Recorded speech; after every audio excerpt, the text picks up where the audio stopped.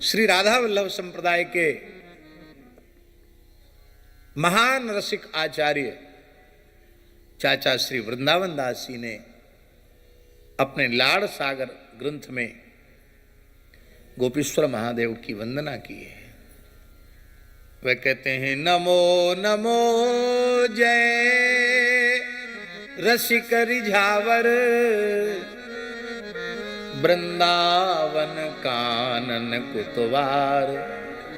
वृंदावन का कोतवाल कहा चाचा वृंदावन दास जी ने।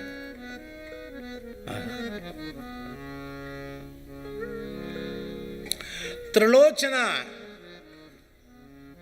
कर्पूर गौरांगी सखी सहचरी के रूप में भगवान शिव वहां विराजमान है। सब कुछ है भगवान के। तो प्रभु नराकार में आ रहे हैं तो शिव जी बानराकार में आ गए।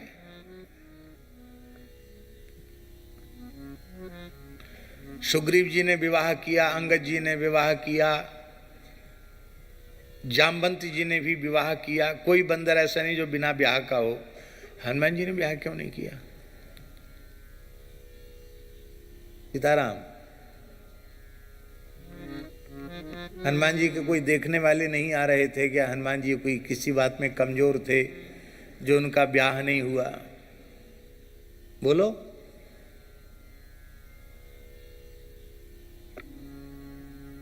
कहते क्या करें, लड़का पढ़ा लिखा नहीं है, सुंदर नहीं है, गुणवान नहीं है, बलवान नहीं है। आप ये बताओ हमारे हनुमान जी किस बात में कमजोर हैं, ये बताओ। ज्ञानी नाम अग्रगण्यम बुद्धिमताम वरिष्ठम अतुलित बलधामम। लोग कहते हैं महाराज क्या करें, दुल्हा है तो सही, सब बढ़िया, बहुत गरीब है, कुछ नहीं है, एक रत्ती सोना शरीर पर नहीं है। हेम शैलाभदेहम। हनुमान जी कहती क्या तोला 2 तोला की सोने की जंजीर पहनना, तपे हुए स्वर्ण के समान हनुमान जी की अंग कांति है। किसी बात में हनुमान जी कमजोर नहीं है। फिर भी हनुमान जी ने विवाह नहीं किया। वे आजन्म ब्रह्मचारी हैं, ऊर्ध्वरेता ब्रह्मचारी हैं हनुमान जी महाराज। क्यों? क्योंकि स्वामी यदि गृहस्थाश्रम के आदर्श को प्रस्तुत कर रहा है तो मैं भी विवाह करूं, तो विवाह करूंगा तो घरवाली की सेवा करूंगा कि बच्चों की नाक पोंछूंगा कि स्वामी के चरण धोऊंगा? क्या करूंगा? बुरा मत मानना।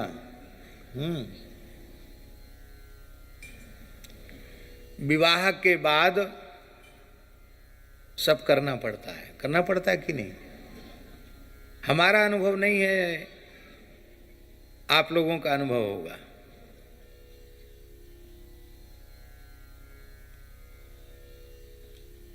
कोई समस्या आ जाती है तो पत्नी के वस्त्र भी धोने पड़ते हैं। हाँ, अरे भाई हंसने की क्या बात है इसमें? उसने इतनी सेवा की है और अकस्मात शरीर अस्वस्थ हो जाए, कोई दूसरा नहीं है, तो आप क्या करोगे? आप धो दोगे तो आपको पाप नहीं लग जाएगा? हंसाने के लिए नहीं बोल रहे हैं। जिसने अपना जीवन समर्पित किया है, कथनचित उसके शरीर में कोई व्याधि है, अब पतिदेव ने सेवा ही कर दी तो कौन सा पाप लग जाएगा उनको? करनी पड़ती है, परिस्थिति आती तो करनी पड़ती है। पत्नी की, बच्चों की, सबकी सेवा करनी पड़ती है। बाद में जो समय बचता है तब दूसरा काम करना पड़ता है गृहस्थ व्यक्ति के लिए। इसलिए सेवा करना है ईमानदारी से, सर्वतो भावेन, तो गृहस्थाश्रम को दूर से दंडवत करना पड़ेगा, नहीं तो सेवा 1 नंबर पर नहीं रह जाएगी, 2 नंबर 3 नंबर पर चली जाएगी सेवा। राष्ट्रीय स्वयंसेवक संघ का शताब्दी वर्ष चल रहा है। 2025 से 2026 तक पूरे देश में राष्ट्रीय स्वयंसेवक संघ का शताब्दी वर्ष मनाया जा रहा है। सन 1925 में महान राष्ट्रभक्त भारत माता के अनुपम लाडले सपूत श्री हेगडेवार जी ने 1925 में राष्ट्रीय स्वयंसेवक संघ की स्थापना की थी। उनके पैतृक गांव में भी हम होके आए हैं। आंध्र प्रदेश में है उनका पैतृक गांव। हम लोग गोदावरी परिक्रमा गए थे तो उनके गांव गए थे। वहां संघ स्मारक भी बना रहा है। उनके पूर्वजों के सेवित रघुनाथ जी का भी दर्शन करके आए।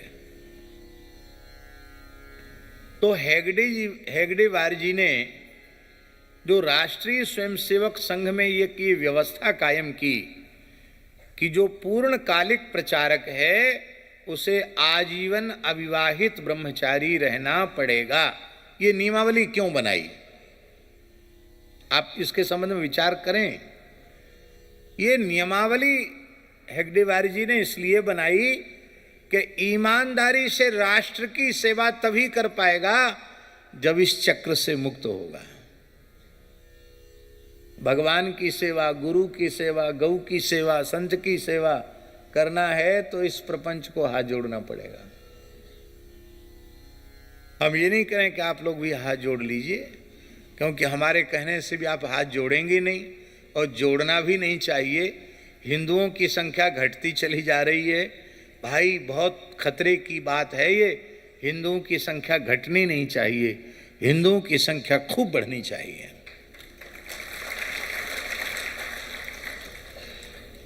यदि हिंदुओं की संख्या जितनी तेजी से घट रही है ऐसी ही घटती चली गई तो सनातन धर्म के, हिंदुत्व के अस्तित्व पर संकट आ जाएगा, प्रश्न चिन्ह खड़ा हो जाएगा। इसलिए खूब संतान उत्पन्न करो। एक वर्ग विशेष है, उसका एक सूत्रीय एजेंडा है कि कई कई विवाह करो और धुआंधार बच्चे पैदा करो। अपनी जाति की लड़कियों से ब्याह मत करो, हिंदुओं की लड़कियों से विवाह करो और विवाह करके उन्हें धर्मांतरित करो। क्यों करो धर्मांतरित? बोलो, पूछो हमसे।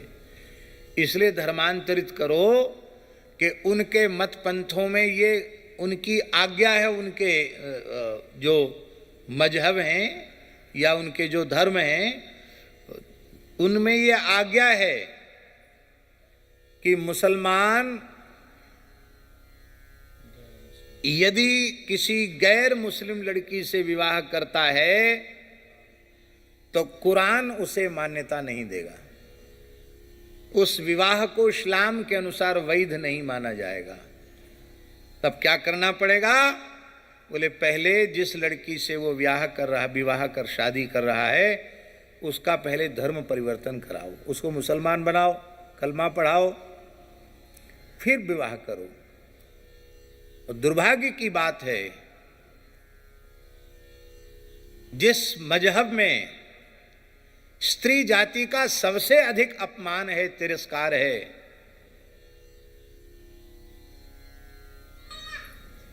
समानता की बात तो जाने दीजिए, पूरे संसार में इतना अधिक स्त्री को दबाकर किसी ने नहीं रखा है जितना उस परंपरा ने रखा है। दुर्भाग्य की बात है, फिर भी पढ़ी लिखी हिंदुओं की लड़कियां पता नहीं किस आकर्षण में दिग्भ्रमित हो रही हैं, अपने कुल को कलंकित कर रही हैं, अपने माता पिता को कलंकित कर रही हैं, हिंदू धर्म को कलंकित कर रही हैं, भारत माता को कलंकित कर रही है।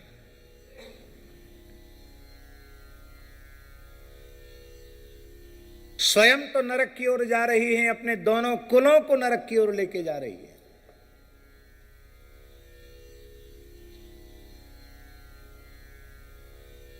यही व्यवस्था ईसाइयों में है। उनके धर्म ग्रंथ में भी यही बात लिखी है कि पहले उसे ईसाई बनाओ, दूसरे धर्म की लड़की से ब्याह तो करो, पर उसको पहले अपने धर्म में लाओ, तब विवाह करो।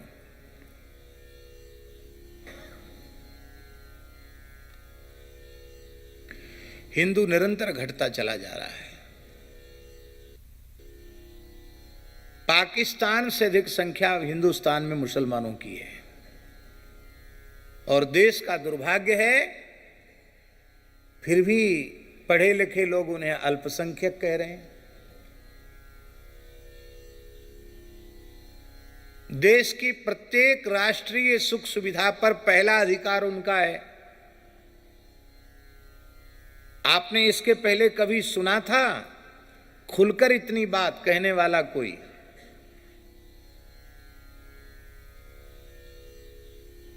आप लोग तो हमसे बड़ी आयु के लोग हैं, बहुत से लोग।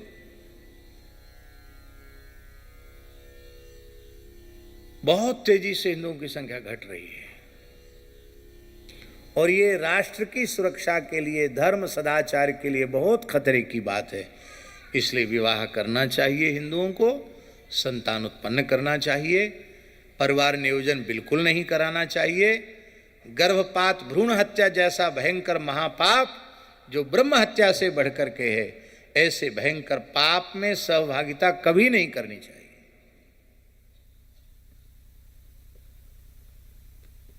आप कहेंगे कि ज्यादा संतान होगी तो उनकी पढ़ाई लिखाई,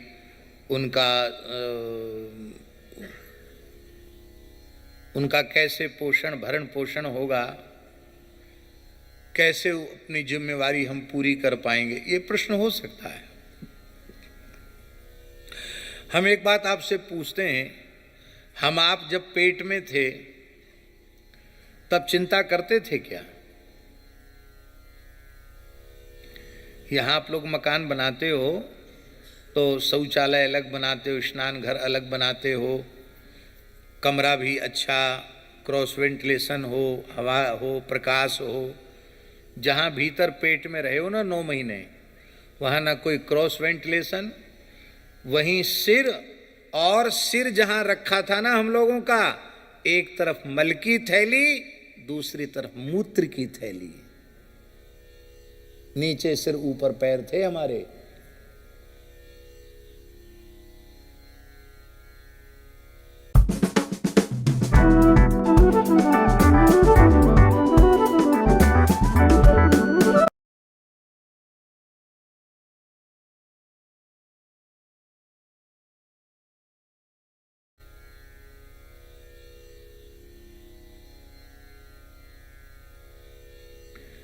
उस समय हमारे शरीर की वृद्धि कैसे हुई,